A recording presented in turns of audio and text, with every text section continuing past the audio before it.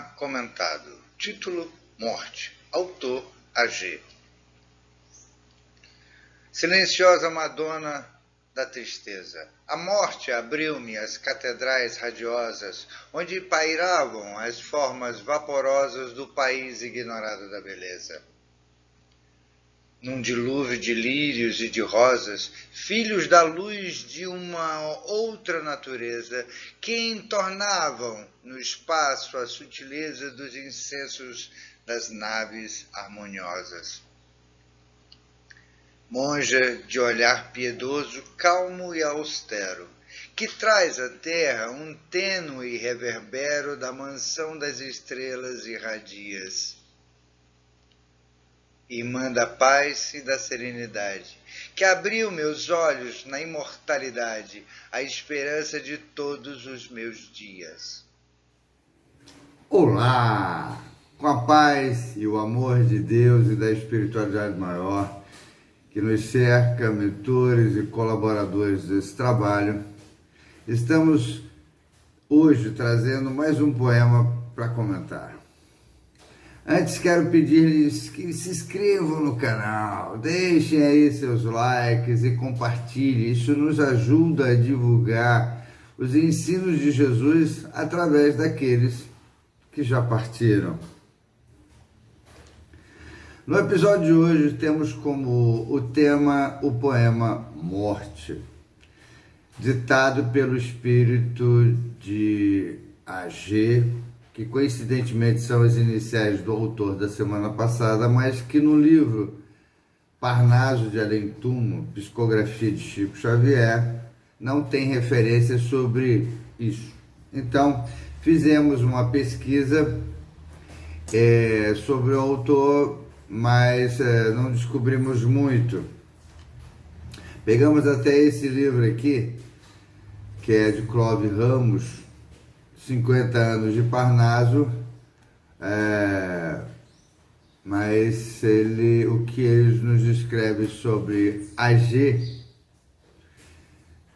Como sendo um excelente poeta simbolista e que a musicalidade dos versos é fluente e encantadora. O simbolismo no Brasil chega por volta de 1893 e tem como seus principais autores Cruz de Souza e Alfonso Guimarães, que pelas iniciais do nome poderia ser o nosso A.G., mas não é. Isso porque ele será o próximo poeta a ser comentado aqui no canal. O simbolismo tem como características a valorização dos sentidos e das sensações, visão subjetiva da realidade, ideal de arte absoluta, postura antirromântica, temática pessimista, entre outras. Mas aqui a gente nos traz o tema morte, que para nós espíritas é a razão de estarmos vivos. O ciclo encarnar, viver, desencarnar é bem frequente no nosso dia a dia. O autor, ele floreia com um sentimento profundo de adoração ao novo momento que ele vive. Na primeira estrofe, ele classifica a morte como sendo uma mulher de hábitos silenciosos, mas comenta sobre os corpos sutis. O termo, podemos assim dizer, espírita, foi criado por Kardec e classificado como sendo perispírito. Esse envoltório vaporoso é, na verdade, o princípio inteligente que sustenta nossos corpos físicos.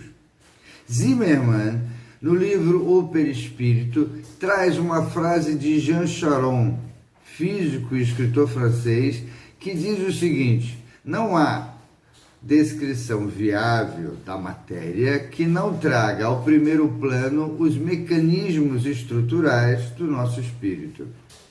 Vejam que é uma situação que o A.G. começa a despertar em seu poema quando dá sua volta à pátria espiritual. Ao nosso ver, o país ignorado de beleza é justamente essa pátria espiritual, visto que durante séculos nos foram subtraídos e abafados os verdadeiros ensinos de Jesus, em cujas interpretações eram exclusivamente dos homens, tendo o poder material como causa primeira de suas elevações ao Criador. Na segunda estrofe, o autor nos relata sobre seres que alcançaram um pouco mais de iluminação através da sua intensidade luminosa de seus corpos sutis, em que o deixava extasiado diante dos efeitos plasmados e produzidos por suas mentes ao ambiente em que ele se encontrava. Isso acontece quando ele fala sobre o dilúvio de rosas, lírios e de cheiro de incensos no espaço onde ele se encontrava, ou colônia espiritual ou catedrais radiosas. Na terceira estrofe do soneto, AG faz da morte uma adepta do monasticismo feminino, estilo de vida presente em diversas religiões, como no budismo, no cristianismo, no hinduísmo, no taoísmo, ainda que suas tarefas e atribuições são profundamente diferentes entre uma fé e outra. Aqui no canal, nós falamos sobre a questão 657 de O Livro dos Espíritos, que trata do assunto em que as pessoas decorrem seus momentos da vida corpórea no isolamento em adoração a Deus. E é ela, a morte, enclausurada em suas mentes doentias pelo medo, quem vai trazer a visão enigmática da verdade, liberdade e suas nuances, como Jesus falou em João 8,32. No livro A Vida e a Morte, o escritor francês Paul Bourdieu diz que o corpo e a alma são como dois cônjuges que resistem à separação absoluta um do outro, e essa separação resulta em conflitos penosos e perturbações. Nesse sentido, o autor prossegue dizendo que seres voluntariosos, dominadores, muito materiais, a agonia de separação é às vezes dolorosa. Leon Denis relata que o corpo é o envoltório material temporário que abandonamos na morte como vestuário usado. E que o corpo sutil, como a gente escreve, é na verdade o perispírito, envoltório fluídico, permanente, invisível aos nossos sentidos naturais, que acompanha a alma em sua evolução infinita e com ela se melhora e purifica. E que a alma, desprendida do corpo material e revestida do seu envoltório sutil, constitui o espírito ser fluídico, de forma humana, liberto das necessidades terrestres, invisível, impalpável em seu estado normal. No Evangelho segundo o Espiritismo, capítulo 13, Extremo Oral, item 8, nos fala que a vida espiritual é, com efeito, a verdadeira vida. É a vida normal do espírito, sendo-lhe transitória e passageira a existência terrestre para nós, espírita.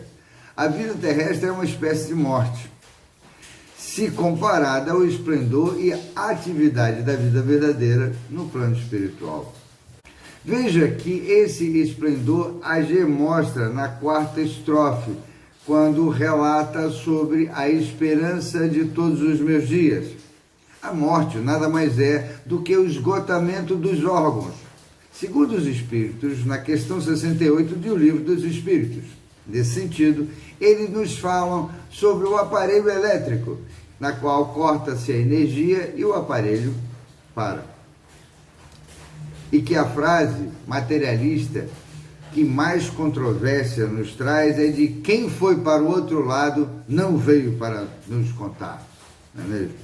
Mas temos sim o próprio Jesus, que todas as crenças falam da sua ressurreição e da sua volta para julgar os pecadores. Ele não julgou da primeira vez e disse para os discípulos e os 500 da Galileia que pregassem a boa nova. Kardec, em O Livro dos Médiuns, nos fala desses amigos do mundo espiritual e que bem difícil será persuadir uma mãe de que o filho querido que ela perdeu e que lhe vem lhe dar, depois da morte, provas de sua afeição e de sua identidade, é um suposto Satanás.